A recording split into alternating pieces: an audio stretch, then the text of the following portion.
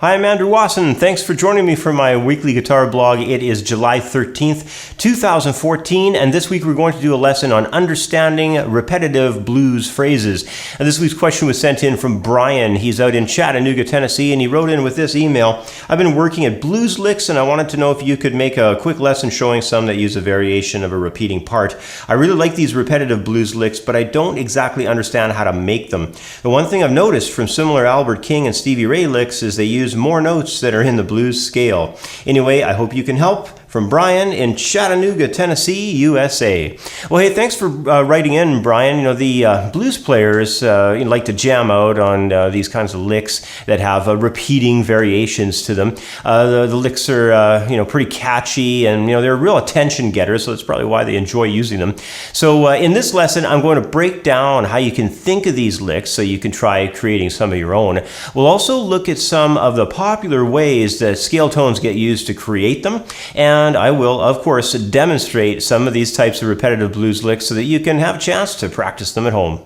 Well, these repeating style blues licks work to promote a few different ideas along the way. First of all, they have their foundation set in a rhythmic process that pushes through note durations using a recurring set of scale tones. In my first example, I wanted to demonstrate this idea using a 4-bar phrase where the first two measures would achieve one repetitive phrase and the second two measures would demonstrate another repetitive phrase, both applying different rhythmic ideas. So first of all, here's how this guitar lick sounds.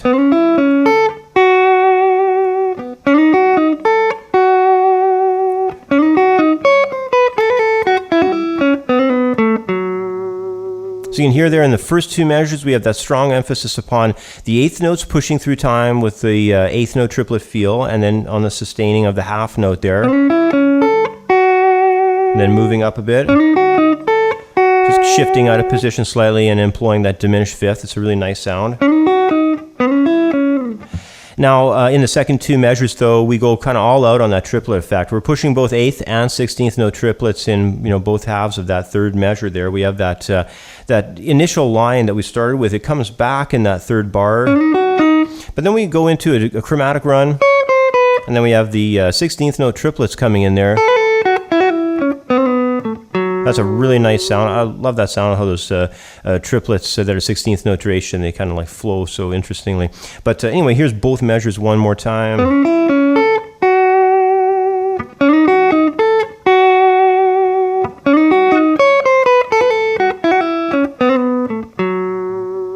Okay, so actually that was all four measures, pardon me. But I get a really good idea how both those phrases are interlocking to create the entire feel across all four measures. So anyway, now that you have a fairly good idea on how the rhythmic duration plays a pretty big role in all this, my next example here is going to get into the use of some different scale tones, and especially how we can, really even play notes with these repetitive blues phrases that don't exist in the scale at all. So first of all, let's have a quick listen to this next phrase for you. It sounds like this. It starts on the upbeat of 3. 1, 2, 3. Now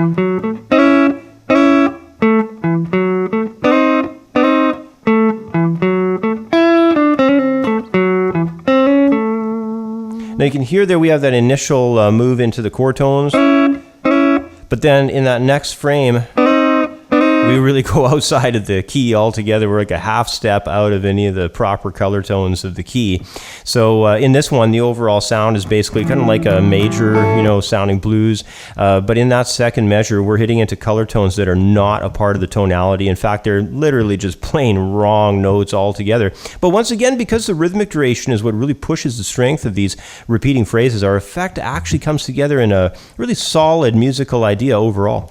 So anyway, I'll have one more example for you. This time we're going to run through an idea that is all to do with repeating scale tones more than anything else. In fact, to really get this point across, this lick uses the exact same rhythmic duration. It's going to be steady 8th note triplets right on through the entire line. It starts with a simple guitar phrase at a pentatonic.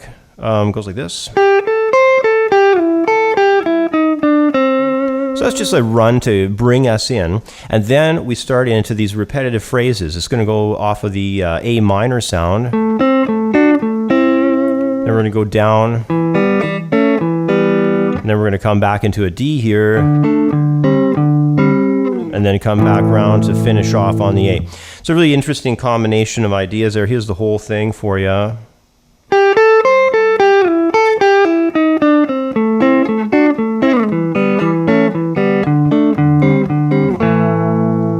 So as you can tell, the phrase really kicks into its repetitive nature in that second measure, where we start hearing those double stops come in. And then it just keeps, clipping along until we finally move through those three fingerboard and string set areas of the repetitive idea there. And as you can tell, it's a really catchy attention-getting effect. And, they're a lot of fun to play these things. Anyway, I can tell I'm having a lot of fun just making the video. Let's go and hear this thing one more time yet. Here we go.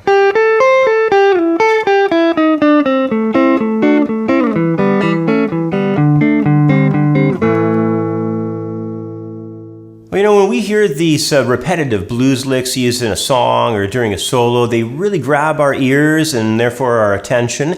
And as we've learned, the foundation for building the overall effect for these licks comes from the way we repeat the rhythmic durations. But that's not all there is to it. Another big part of using these licks is how we employ different notes found from both within the scale and how we use other tones that are not part of the key signature. And once you can get a good handle on applying these two concepts, I'm sure that you'll be able to invent a number of these repetitive blues lick phrases. Anyway, that's about all the time I have for today. As always, thanks for watching. Have yourself a great week, and we'll catch up with you next time. Bye for now.